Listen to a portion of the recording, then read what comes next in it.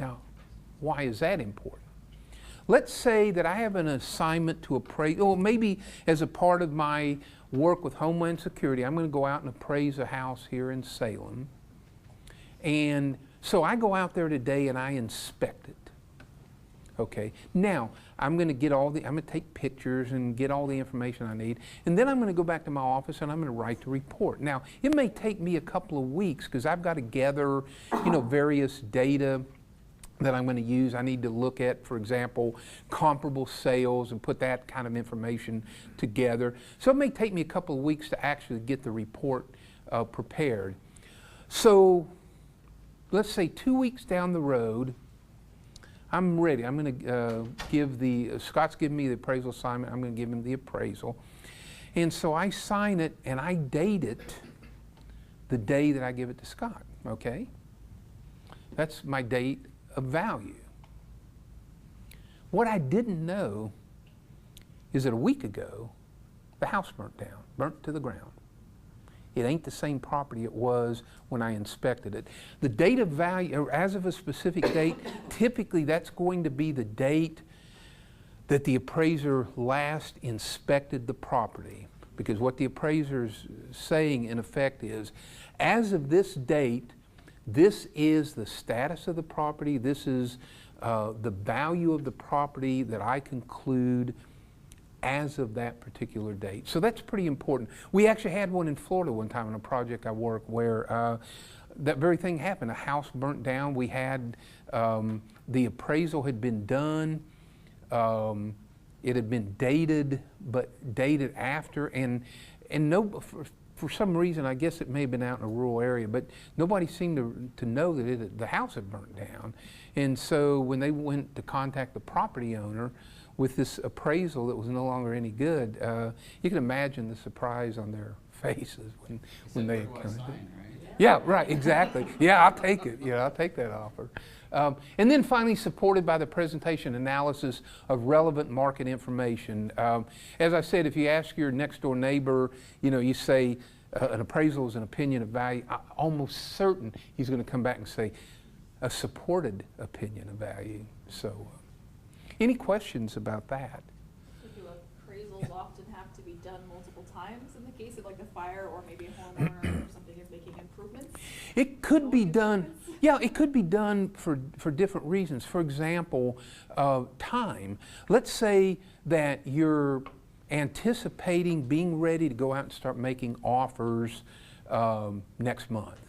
So we go ahead, we're sending appraisers out there, they're doing their appraisal work, they're doing their inspections, making their appraisals. Well then, what happens? What happens a lot with projects? Priorities change. Yeah, we're going to shift our money right now to some other project. So you got this project sort of sitting on the shelf. You're ready to make offers, except you haven't got the money for it, so it's sitting on the shelf. And you got these appraisals that are sitting on the shelf. Well, by the time that the priorities change and you can go out and do the project, those appraisals may be outdated. Stale. Stale is a very appropriate word for them. May become stale. So that would be a situation where you might update it. Now, the fact, for example, let's say I go out and do an appraisal today, and I make the offer to the property owner in a month. But I've got the appraisal done, it's gone through review, I've got all my title, got my package ready for the negotiator, and it takes about 4 weeks or so to get from the appraisal to that point. Well, if the property owner has made some changes, say some improvements, for example, of the property in that interim, it doesn't necessarily mean that you're going to have to do a new appraisal. It really, the real answer to the question is it depends. And here's what I would say. We're going to talk in here just a few minutes about administrative settlements. The fact that we have the authority under the law, under the regulations, to settle for an amount greater than our initial offer. Okay? What my goal is as a negotiating agent is, I want to get that property settled. Maybe part of that is, hey, I want to show Scott that I'm a really good negotiator. yeah, maybe I'm going to pay more, but the point is, Scott, we're not going to condemnation on this one. I can settle this. It's pretty good. Yeah, we're going to pay him maybe 15% more, but you know, in the grand scheme of things, I believe we can, you know, we can justify that. And Scott's fine with that. So, you know, the fact that there were some improvements made might give me the ability, if the property owner is resistant to the initial offer, but comes back and says, well, you know, I did make these improvements here a few weeks ago. You know, I might look at that and say, well, okay, we'll consider that in our settlement. In which case, you know, I can do that rather than going back and having a new appraisal done. Now, if they're extensive and if there's been a fairly significant amount of time difference between when that appraisal was initially done and we're going to make the offer, yeah, you might have the appraiser at least take a look at it and see if it needs to be updated. So it really depends. I think you've got a fair amount of flexibility with that, you know, in terms of whether or not you're going to have the appraisal updated or if you're going to build in some of that information into an administrative settlement. I personally, this is just me, I'm a huge fan of having the ability to make administrative settlements for a couple of reasons. The main reason is if I can avoid condemnation, I want to do it. You know, I don't want to give attorneys business. What, are you kidding me? You know, so if I can if I can work out a settlement here, I want to be able to do that. And you know, if I can kind of come to some sort of an agreement with a property owner, maybe give them some confidence that, yeah, I'm listening to you. Yeah, you've mentioned you've got some concerns about this, so yeah, let's talk about it, and maybe, you know, maybe we can kick up our offer a little bit so we can accommodate that. So, you know, there are a lot of reasons for that, but there is opportunity to use administrative settlements in a very what I would call kind of a constructive way, and again, a way to avoid litigation. You do that about 30% of the time. Oh, do you? Okay, good, good. That's what our statistics show. What's your rate of condemnation in the state? About 9% right now, okay. Which is higher than we want. Yeah, yeah. And it varies, and there's any number of, the fact, for example, if your condemnation rate goes up, doesn't necessarily mean that you have bad appraisals or that your agents are not doing their job. Sometimes the political climate or the area of, I don't know how many of you are familiar with eastern, particularly northeastern Washington, but up around the Spokane area and all, but on the North Spokane Corridor project, they were going through a situation there not that many years ago where they were having to condemn a lot of parcels out there because they couldn't get settlements with property owners, and the courts were awarding these outlandish, you know, maybe 400 or 500, you know, % greater than the state's offer or even the state's adjusted offer. I mean, it was just crazy. But so, you know, there are some factors we can control, and there are some factors outside our control that will play into your ability to settle properties. Okay, so we know what an appraisal is. Oh, there we go. Okay, next question. We know an appraisal or just compensation is approved appraisal of fair market value. What's fair market value? Comparables? Excuse me? Comparables? Comparable, okay. Okay, well, fair market value is also defined in several different places. I happen to use a definition out of the appraisal, an appraisal dictionary that actually dates back to 1984, simply because it says what most every definition of fair market value says, but in, I think, a fairly clear and concise way.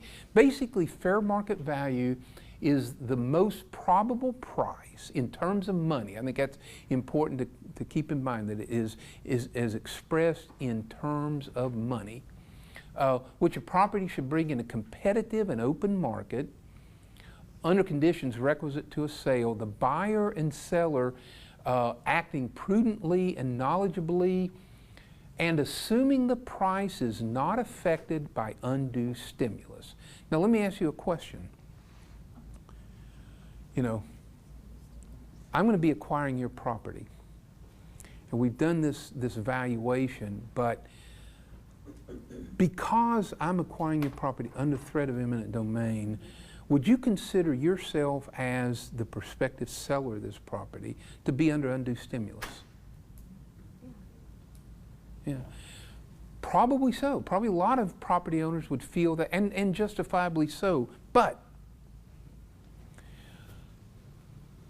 that is not taken into consideration, you know, in terms of fair market value. Fair market value, you're looking at the value of that property, again, as in effect, as a market commodity. In other words, that in a situation, let's say, where a piece of property is put on the market for sale, the seller is not under any sort of undue duress to have to sell the property. They've put it on, they want to sell, they have a price in mind, they put it on the market. A buyer comes along, the buyer's under no particular stimulus or duress to buy that particular property as opposed to others, but the buyer is interested in it. So, and they've done their homework. The seller has a good idea of what that property is worth. The buyer has a pretty good idea of what they think it's worth and what they're willing to pay. And that is the basis for determining fair market value. So the fact, for example, that the property owner maybe the property's been in the family for 100 years. Maybe their favorite dog Shep is buried, you know, out in the backyard, or there's a tree that's been there, you know, for many, many years that's been significant, that all of the children from this family over the years have swung on the swing that's on the tree. Maybe, this sounds weird, but I had a property in West Virginia where there was actually an infant buried under the porch of the property. None of that comes into play in terms of appraising the fair market value of that property, okay? Now, is that going to affect your negotiations? Well, depending upon how passionately the property owner feels about those things, they may come up. In fact, they may be a pretty big issue when you get into negotiations. A property owner may feel like, for example, I remember as a child seeing my great-grandfather sitting out here, you know, in the back of the property under this big oak tree. You know, I have that memory. I've had that memory for years. I'll always have that memory, and that means a lot more to me than what you're offering me, okay? Now, what kind of effect might that have on your project? What's that one word? Time. Dealing with property owners, it's not the kind of thing, in acquisition, and we're going to see this in a minute, one of the things that you have to give a property owner an adequate amount of time to consider the offer. You have to give them an opportunity to counter, you know, if they don't feel the offer is right. In some cases, they may want to go ahead and get their own appraisal made. But the bottom line is, I'll give you one where we threatened to pull $26 million out of a project, a local agency project. I won't identify where. That is in Washington, but that's as far as I'll say. Anyway, there were $26 million in the project. It was for installing a transit ramp onto the interstate. And there were 13 properties involved. There were strip takings of all the properties. Well, the agency started negotiations in September of that particular year, and they had an ad date in December of that same year. So when they went out and made offers to the property owners, they told the property owners, you know, I need you. Okay, here's the offer. I need to hear back from you next week, because if we can't go ahead and get an agreement, we're going to have to put you into suit because we're going to make our ad date. Well, we found out about it, so I went out. I actually interviewed all the property owners out there, and they all had basically the same story. The very first guy I talked with, he said, look, you know, when the agent made the offer to me, he said the dollar amount wasn't, he said we could deal with that, but he said, my concern is because of the taking, I'm going to lose some of my landscaping. There's a couple of my light poles that are going to be taken. I want to find out about how we can accommodate that. I may have to change the traffic flow on my remainder property. So he said, I told the agent, you know, please have your project engineer get in touch with me. I'll get my engineer together with him, and we can look at those things and we can settle. Well, he said the next thing that happened, he said about 10 days later, I got notified that I'd been put in suit, that I was being condemned. And he said, I don't think that's fair. Well, we agreed. And we told the state, not the city, we're going to pull our $26 million out of this project because you did not comply with the Uniform Act. Why didn't they comply with the Uniform Act? Time. You got it. We had an ad date. We got to make our ad date in December. Well, trust me, they did not make their ad date in December. What they did do is come back to us and say, look, whatever we need to do to make it right, we want to make it right. We'll push our ad date out. We'll do what we need to. We don't want to lose the money. So we gave them some options, one of which is going back to each one of the property owners and basically reinitiating negotiations, meeting with them on some of these things that they wanted to meet about. We also required that agency to have all of their right-of-way staff and their managers attend a training class on the Uniform Act. Something quite similar to what we're doing here today. But again, you know, time is a real significant factor in enabling right-of-way to do what we need to do to meet the law, to meet the regulations. Let me ask those of you that have done work or are familiar with the NEPA process. Okay, so you got a project in the environmental phase and you're looking at it, you got this schedule, it's pretty tight schedule. And you start talking about, you know, we need to slim down some things here. So how about if we, you know, I tell you what, we won't do Section 106 on this project. Yeah, there may be some historic properties, but, you know, we're not going to do it.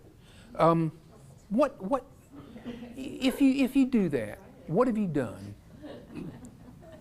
You've broken the law, right? If you don't offer just compensation to a property owner, what have you done? You've broken the law, but what else have you done? You've deprived them of their constitutional right to just compensation. That's a biggie, guys. That's a biggie. I would stand up against any environmental person and say, yeah, breaking your laws, that's important. But violating the Constitution, hey, that's bigger. That is a bigger issue. Okay, so we know what fair market value is. Is fair market the same as real market? Is that something we don't want to go into right now? Real market and fair market the same? It depends. And even fair market value, a lot of times you'll just hear market value. And there are some other factors that can come into play, but basically, at least the way we use it in our business, market value, fair market value is premised on this concept right here, that it's effectively the price that a property should bring on the open market where neither the seller nor the buyer is under any particular duress, either to sell or to buy, you know, and they're both acting prudently, knowledgeably. That's a concept that applies. Now, there can be other things that come into concept of value, but at least for our purposes in determining what we're going to offer as just compensation, that's really the foundation right there. Because I know that assessors use real market value, and I just didn't know if there's just different worlds. To some extent, they may be related worlds, but they are different. And determining a valuation based on an assessor's value really doesn't work.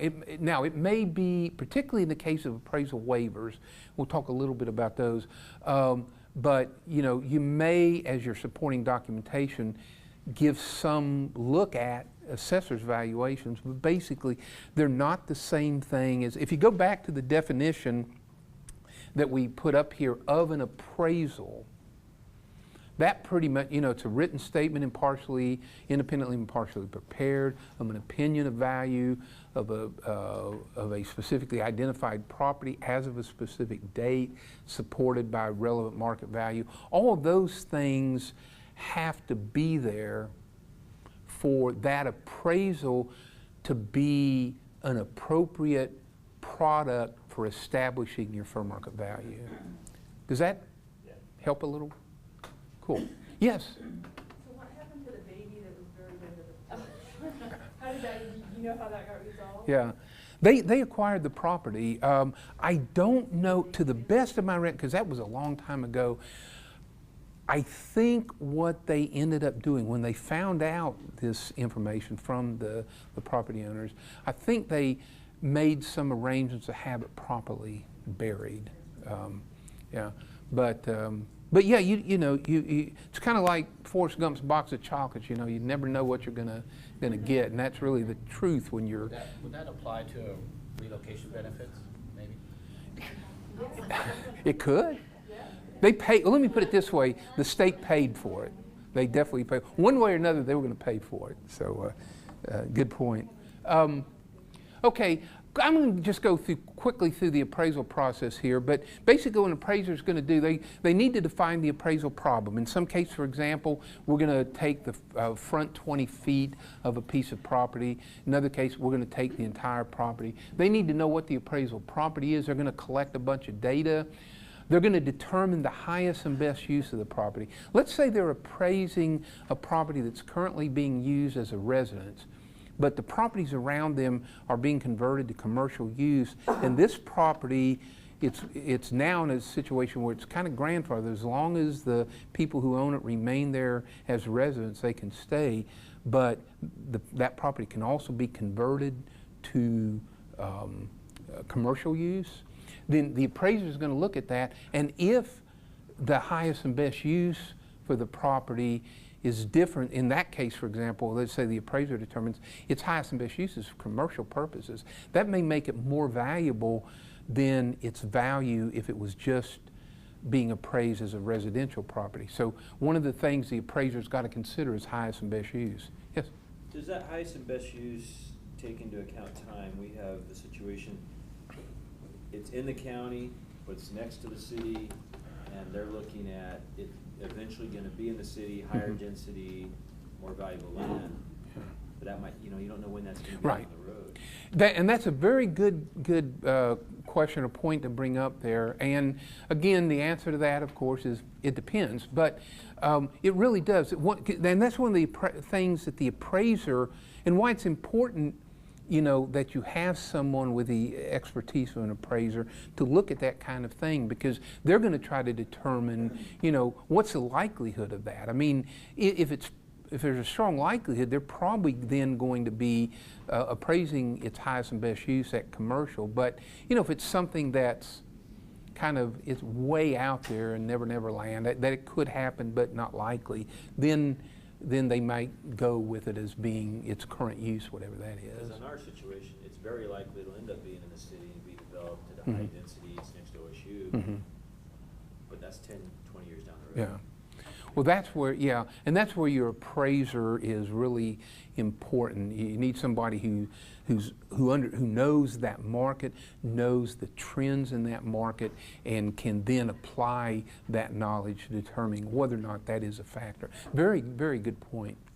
There are three basic approaches to value, and I'll just really quickly skim them. The bottom one, market value, that is, you're comparing a property to similar properties that have sold on the market, making appropriate adjustments. The cost approach is there are certain properties, like churches, for example. Churches are not typically or commonly bought and sold on the market. So in a case like that, what the appraiser is likely to do is he'll use a market approach for the land, but for the building, he'll use a cost reproduction approach. In other words, what it would cost to basically reproduce that structure now, taking into account its depreciation, et cetera.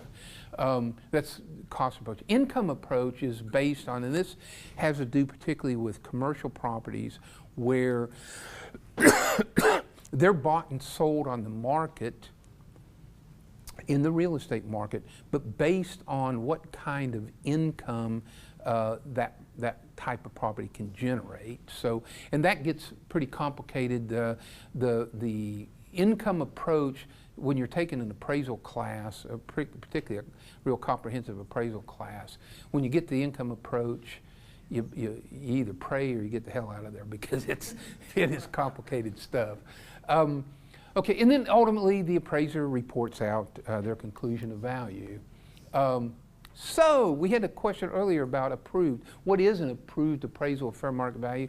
I think we actually talked about this, so I'll just go over it.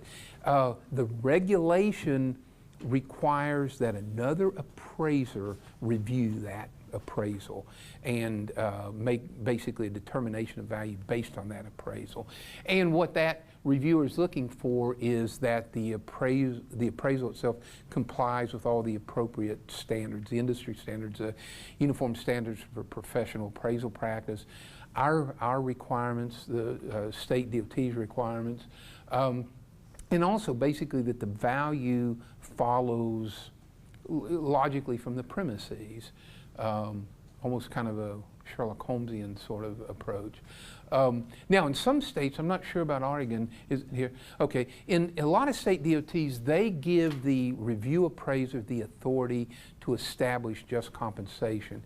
Now, in some agencies, and you're probably more likely to see this with local agencies, and especially this would be the case if you're using a fee reviewer. A fee reviewer cannot set just compensation. Just compensation has to be set by someone in the agency who has the authority to commit the agency to the expenditure of those dollars. So, but like I say, it's very common, particularly with state DOTs, where the review appraiser has the authority to set just compensation. Okay, the law itself, the Uniform Act and the regulations allow for determining value or setting a value on a property without doing an appraisal. It's a waiver of appraisal. And in the regulations, they set two thresholds, a $10,000 and a $25,000 threshold. The only difference between the thresholds is that up to $10,000, if you do an appraisal waiver, you go out and offer it to the property owner.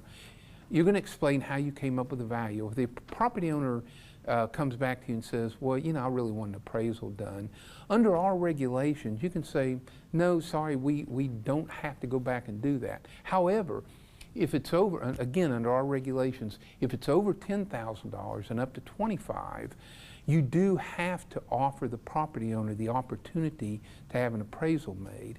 Now, as a part of the full story here, if you make an offer to the property owner, either under the $10,000 or up to the $25,000, and if you inform them they have a right to have an appraisal made, you also need to be sure they understand that you would then base your offer on that appraisal, which could go up or it could go down.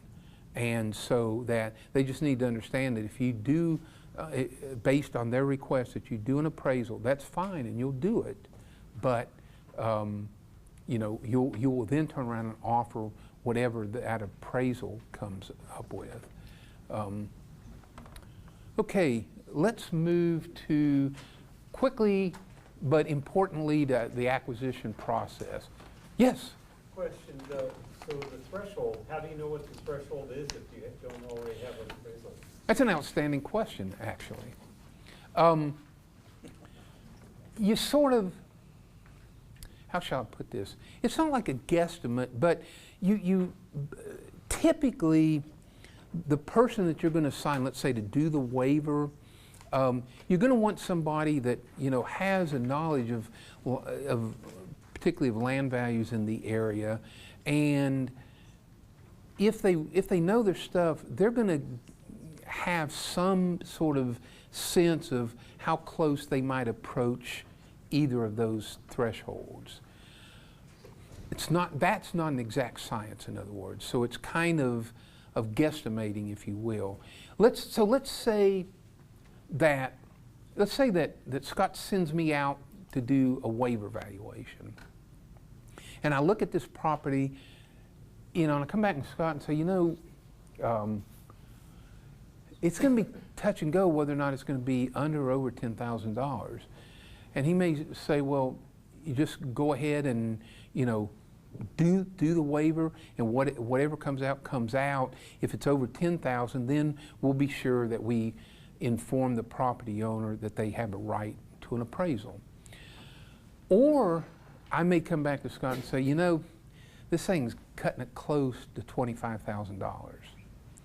It could go over it. Just based on what I know about property values, we're looking at a pretty close area. It's kind of on the line. And he may do a couple of things. He may say, well, go ahead and do your waiver valuation, and if it comes in over 25, well, then we'll hire an appraiser and we'll have it, or use an in-house appraiser and have it appraised. Or, he may say, well, okay, in that case, let's just go ahead and get an appraiser. So, there's some latitude there, but knowing up front whether or not it may be under the 10 or under the 25, it's an informed guesstimate. How's that? Does that make sense? So can a right-of-way agent perform a waiver valuation versus an appraiser? Scott and I were talking about this earlier. In the appendix to 49 CFR Part 24, if you go back in there, and in fact, I can tell you where in the appendix. It's going to be 24.104. Or I may have lied about that. It may be 102. Somewhere in the appendix, I can find out for you. It's either 102, 103, or 104. It's probably 102, actually. But anyway, in the appendix, we talk about the appraisal waiver, and we say that our intent is for waivers to be done by non-appraisers to free up the appraisers to do the more complicated work. So we are very supportive, encouraging, if you will, of the use of non-appraisers. But with that said, there are state DOTs around that still use, and some local agencies that will actually use an appraiser. Now, some appraisers may not agree to do a waiver, believing that they can't do it under their license or certification, and under use PAP. Others, they feel like you can. It's, I think, a jurisdictional exception maybe. But be that as it may, our intent with that regulation is to free up appraisers for the more complicated work, and try to utilize folks who are knowledgeable about land values, but not necessarily an appraiser. And think of it this way, our right-of-way staff in our regions, appraisal is part of their position description, having that skill. So your agents should be knowledgeable and of the local market and all of the conditions that apply to that to be able to do those waiver valuations for us. Does ODOT do them? Sure. The regional offices do. Okay, I was under the impression that they did that. That's okay. Well, if they meet the conditions, they certainly can. I probably do. Okay, a few things here that I want to highlight. The offer that you're going to make to the property owner has to be in writing, and it's going to state it's going to break down the values, land improvements, and damages, if any. Adequate time to review and consider offer. Now, what question do you think comes up to me more than any other question on that middle bullet? What's adequate mean? What's adequate mean? Okay. And here's how I answer it. It depends. And it does depend. It depends a lot on the circumstances. Now, if you go to that same appendix to the regulations, you go into the appendix to our regulations, and you look up, and this one I think is in section 101 or 102. In any case, if you look in there about adequate time, we say in there, we don't believe that typically less than 30 days would be an adequate amount of time. So what do project managers do instantly? 30 days. Got 30 days. Sorry, it ain't that way, and that's not the intent of that in there. Now, there are situations where it might not even take 30 days before you go to condemnation. Had a project some years back in Bingen, I think, over across the river in Washington, where there was it was a commercial property that was a portion was being acquired. Basically, the guy had 2 parking spaces, and the project was taking one of the parking spaces. So they appraised it, came in around, I think it was around $13,000–14,000. The agent went out, made the offer to the property owner of fair market value, $13,000. Property owner said, here's the deal. You give me $1.5 million or we go to court. That's it. Well, we normally encourage, and most states will at least make 3 efforts to negotiate with the property owner. But in the subsequent couple of efforts that the agent made, the property owner was adamant, said, there's only one thing I will accept, and that is $1.5 million. You know. Now, was he just being outrageous? It depends. It depends. Think of it from this way. He's losing 50% of his parking. Yeah, that's only one space, but it's 50% of his parking. In his mind, that's going to kill my business. You kill my business is worth $1.5 million. That's what you should be paying me. You know. So the bottom line is, do you need to wait 30 or 40 days or whatever? Because you guys do a minimum of 40, yeah. Do you need to wait that long? Well, here I think you're still going to have to wait 40 days. But you know, probably the minimal amount of time for a situation like that is all you're going to have to wait. If there's no way that you're going to be able to talk that property owner out of something that you know you can't settle for, there's no way you're going to go jump from 13 to $1.5 million. I mean, it just ain't going to happen.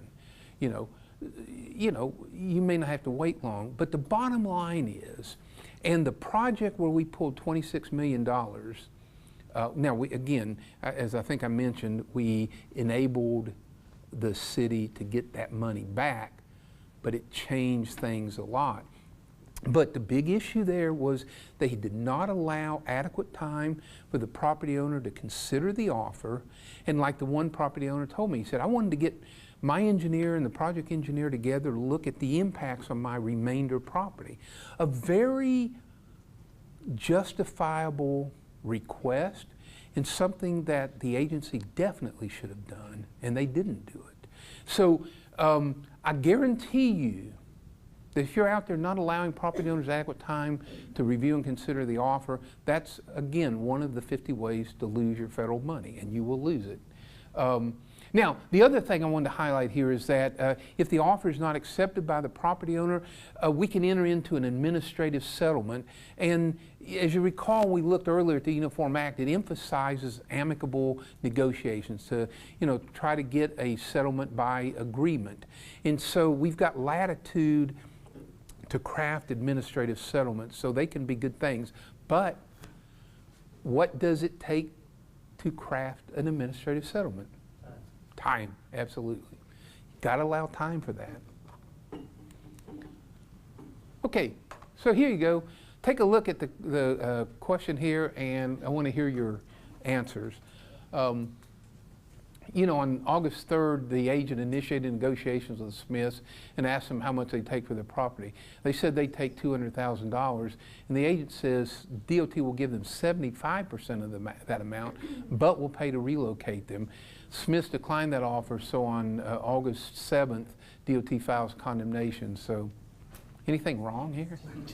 Where's the appraisal to start with? Yeah. Yeah, what are the two key things wrong here? Just compensation. Excuse me? Just compensation. Right.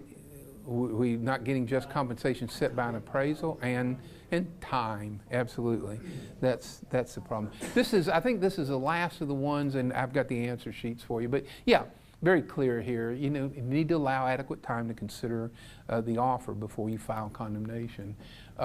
Condemnation, we basically rely on the state's process for that. So whatever your process is in Oregon, I know in Washington they have they do a possession and use type agreements, have an order adjudicating possession and use. But these processes vary from state to state. So whatever your state's process is, that's going to be the process that we basically expect for you to perform. And also, mediation, binding arbitration, other alternative dispute resolution methods have been used somewhat effectively, actually, by a variety of states. Don't know if you guys have... Oh, do you mediate? Great. Awesome. Okay, I wanted to talk about relocation assistance here. We're doing okay on time. A displaced person is any person who moves from the property being acquired or moves personal property from that property being acquired. So it can be a residential owner or tenant, it can be a business owner or tenant, a nonprofit organization, a farm owner or tenant, and as in the case of this gentleman's junk cars, it can be personal property only. And we're going to pay him to move those. We're going to treat him right. We're not going to mess around here. Relocation process actually starts early on during the NEPA process. There's a planning element. The NEPA folks need to be looking at the impacts to the affected project occupants, whether residential, business, or what have you.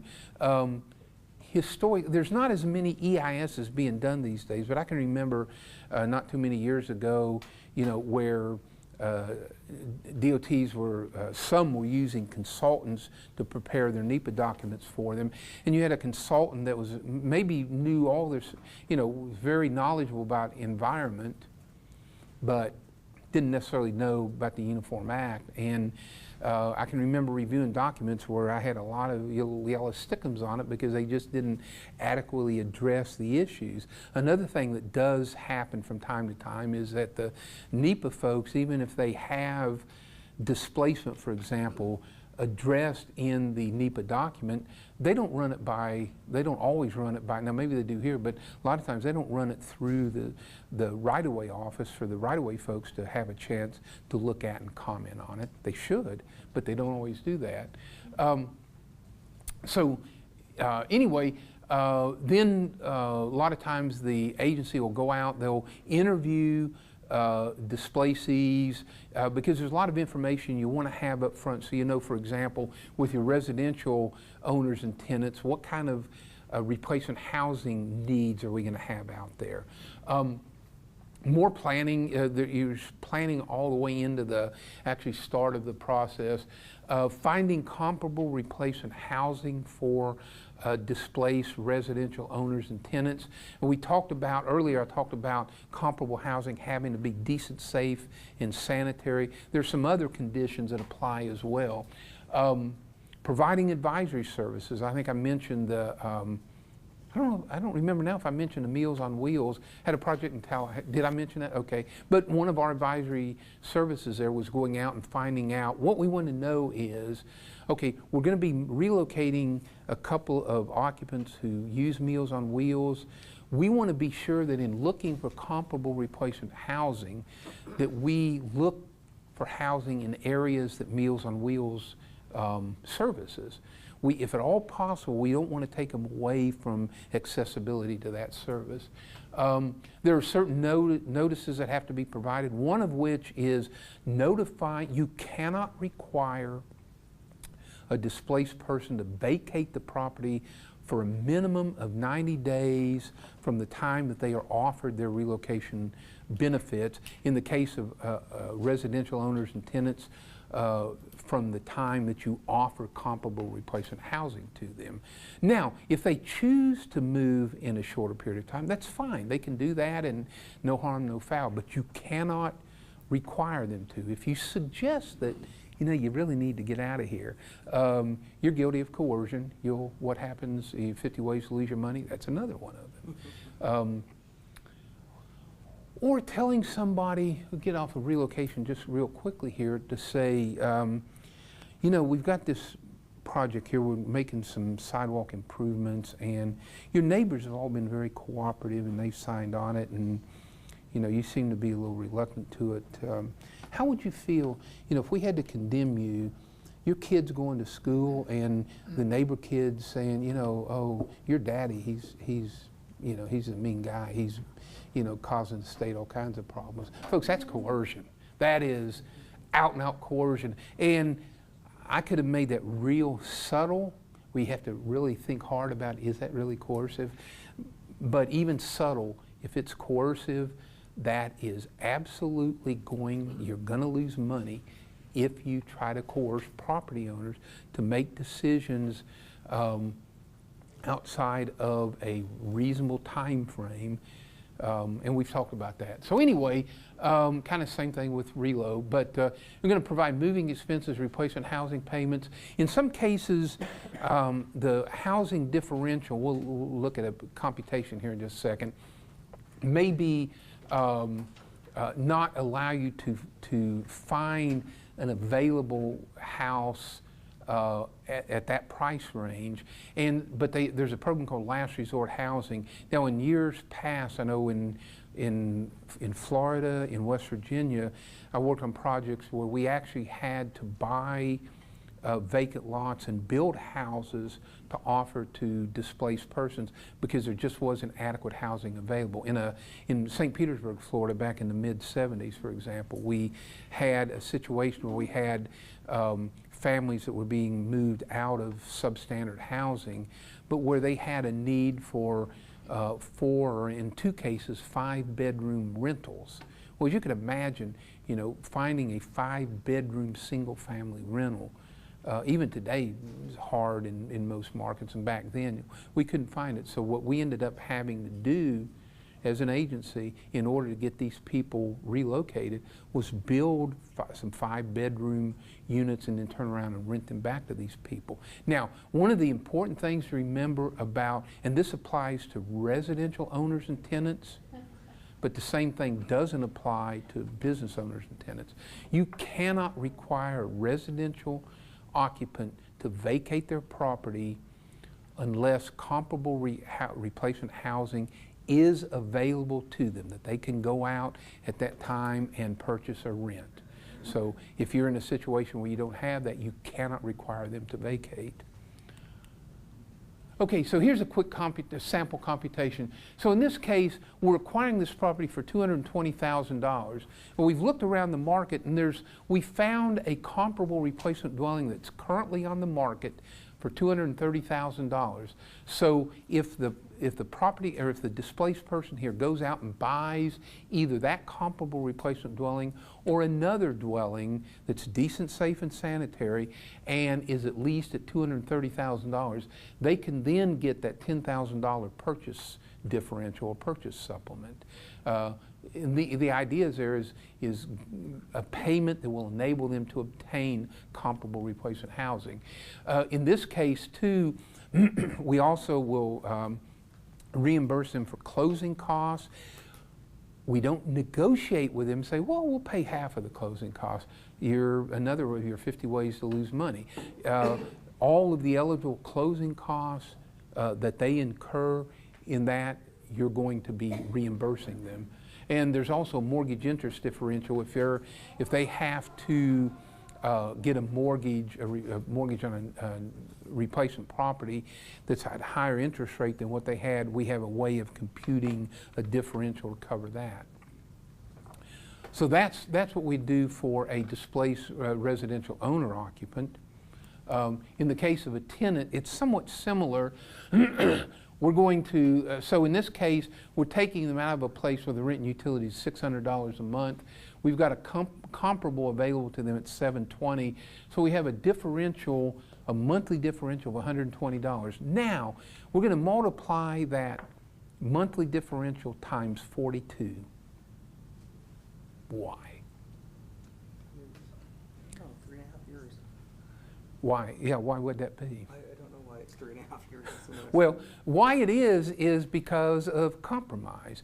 In 1987, when the Uniform Act was amendments to the Uniform Act were being developed, HUD, well, let me start with the Uniform Act itself. Initially, the time frame was 48 months. Congress determined that, for somebody, if we're displacing them from a rental unit, that we're going to recognize that it's basically we're going to cover them for a 4-year period. The housing differential for 4 years. So it was 48 months. Well, then HUD comes along in 86, 87. They want to drop it to 36 months. They want to decrease it. So now you probably got the picture. 48, 36. Yeah, we'll go with 42. So that's how it came up. In 87, when the amendments came out, it was a time frame of 42 months. So in this case, if this displaced tenant goes out and rents something at least $720, pardon me, they could then qualify for a $5,040 rental supplement to enable them to do that. Businesses, and this is real skimpy here because we could spend several days talking about business moving expenses, but basically they can get the cost or the reimbursement of their costs for moving personal property to a replacement site. Now here we're talking strictly personal property. We buy real estate, we relocate personal property. So in the case, let's say, of so we're hitting a garage that's got a hydraulic lift in one of its bays. Now, is that real property, in which case we're going to buy it, or is it personal property, in which case we're going to relocate it? It's a two-word answer, by the way, if that gives you a hint. It depends, absolutely. It depends. And it depends on, first of all, the appraiser, in appraising that property, is going to have to determine basically what we're going to buy. In other words, what constitutes real property. So in case of improvements to the property, do they contribute to the value of the property, and consequently they're being treated as real property, or if not, they're going to be treated as personal property. So in the case of something like that, a lot of times it's probably going to be real property, but that's not always the case. I've seen cases where it's been treated as personal property and actually relocation costs paid for it. So anyway, we're going to pay businesses, farms, nonprofit organizations the actual cost or a lower of 2 bids to move their personal property, to assist them in, and this slide is wrong, by the way, to assist them in reestablishing their business at a replacement site. Things like maybe some modifications to the interior to accommodate the business, replacing soil, carpeting, things of that nature, or the increased cost of operating for the first 2 years at that site. They can get what's now up to $25,000 as a reestablishment expense. When the MAP 21 legislation came out, it upped the reestablishment expense from $10,000 to $25,000. I did not go back and up it in this slide. My apologies for that. Now, some states, Washington's a good example. In Washington, they pay up to $50,000 business reestablishment. And the reason for that is they have a state law that requires $50,000. And we Federal Highway Administration participates because our regulations give us the authority to participate in acquisition and relocation costs that are required by state law. So we participate in that up there. So that's what we do for businesses. That's the Uniform Act part of this, and it's about 11:25. So what I'm going to do for the next 5 minutes is kind of zip through a few associated things, and then I'm good at least till noon for questions. So real quickly, we've talked about 49 CFR Part 24 as the set of federal regulations that implement the Uniform Act. Now we're going to look at some things that are in 23 CFR 710, which and a purpose that's stated in there is ensuring the prudent use of federal funds in acquisition, management, and disposal of real property. And 23 CFR 710 deals with things like well, property management, for example. So you've gone through the Uniform Act stuff, you've acquired the property, you've relocated anybody that's out there. So now you got this piece of property. What the heck are you going to do with it? Well, eventually we're going to construct on it, but until we construct, you know, we got to be thinking about clearing the right-of-way, getting these structures out of there, may enter into demolition contracts. Rodent control, that can be a biggie if you have rodents in your area.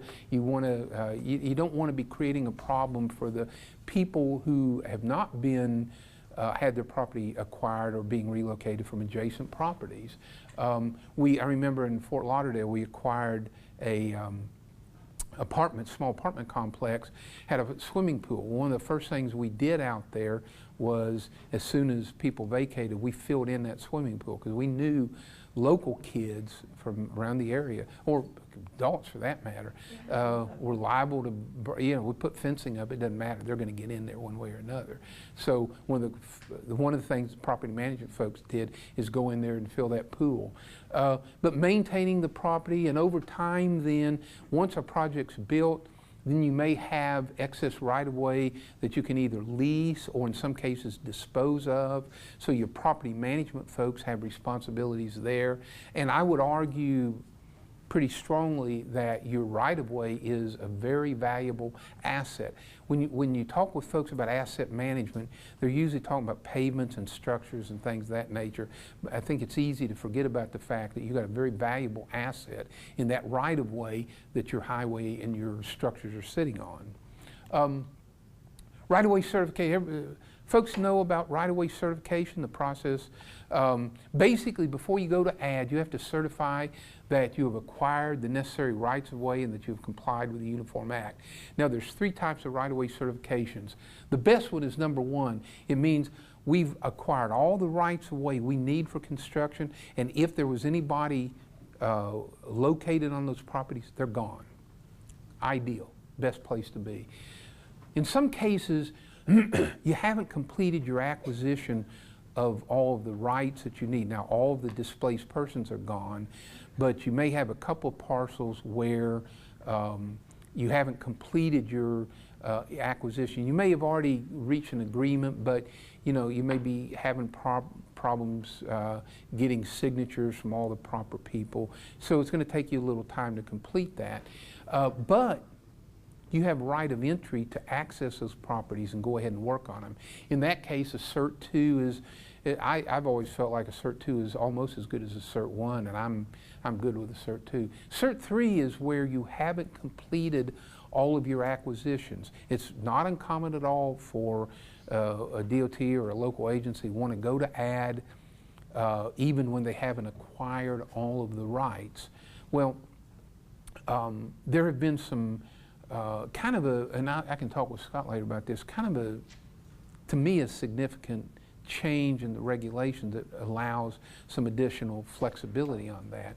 But the most important thing, there are 2 concerns about a Cert 3. Concern number 1 is contractor delays. Well, FHWA has a nifty way of kind of avoiding that. We can just simply say, if we approve a Cert 3, we might tell you, we're approving this on the condition that we will not participate in any contractor delays relating to those properties that you haven't yet acquired.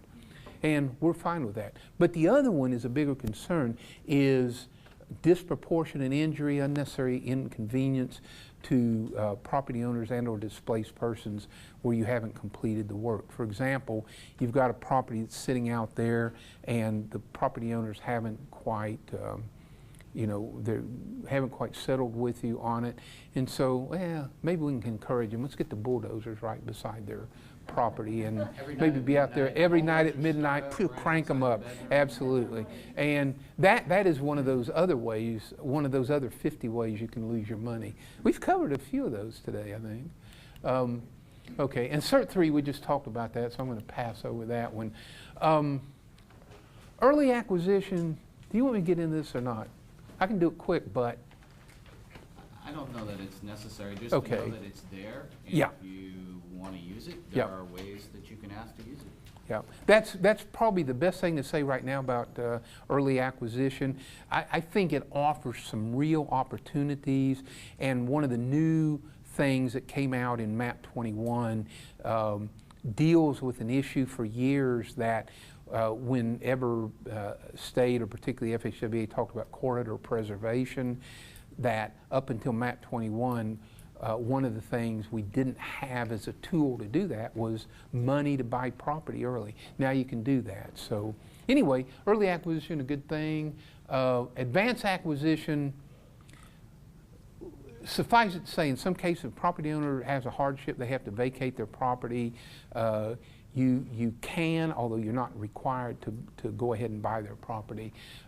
In some cases, if you have in the case of protected buying, if you have a property that you know you're going to need it, you're not ready for it yet, but you also know that Walmart is looking to build a superstore there, or Costco is looking at it. Hey, maybe we ought to go ahead and acquire that now. So that would be considered advanced acquisition. We talked about that. That is it for this presentation. We'll open it up for questions, and feel free if you have something else you need to do or you don't have any questions and you want to leave, you're most welcome to do